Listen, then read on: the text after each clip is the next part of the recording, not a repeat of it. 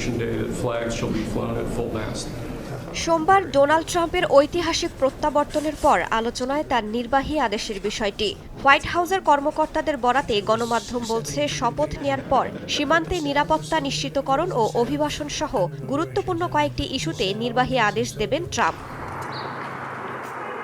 এদিকে শপথ নিয়েই যুক্তরাষ্ট্র মেক্সিকো সীমান্তে জরুরি অবস্থা জারির ঘোষণা দিয়েছেন ট্রাম্প। এর অংশ হিসেবে সীমান্তে সেনা পাঠাবেন বলে তিনি জানান।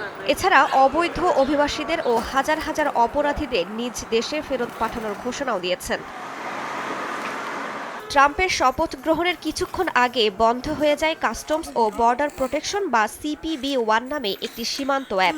অ্যাপটির মাধ্যমে অভিবাসীদের যুক্তরাষ্ট্রে আইনগতভাবে প্রবেশের অনুমতি দেয়া হতো।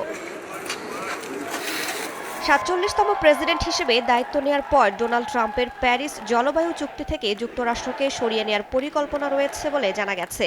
একই সঙ্গে জীবাশ্ম জ্বালানি ব্যবহারে পদক্ষেপ নেবেন তিনি।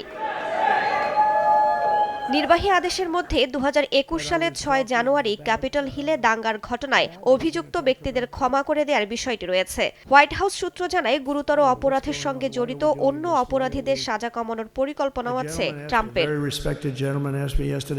ট্রাম্পের নির্বাহী আদেশের আরেকটি গুরুত্বপূর্ণ ইস্যু জ্বালানি। ট্রাম্প জ্বালানি খাতে জরুরি অবস্থা ঘোষণা করবেন বলে জানা গেছে। এর মাধ্যমে যুক্তরাষ্ট্রের বিভিন্ন জায়গায় জ্বালানি ও অন্যান্য মূল্যবান পদার্থের উদ্দেশ্যে খনন কাজ চালানো হবে। এছাড়া যুক্তরাষ্ট্রের বৈদ্যুতিক গাড়ি বানানো ও কেনায় উদ্বুদ্ধ করতে জো বাইডেনের নীতি বাতিলেরও কথা রয়েছে। রাইসা জান্নাত, সময় সংবাদ।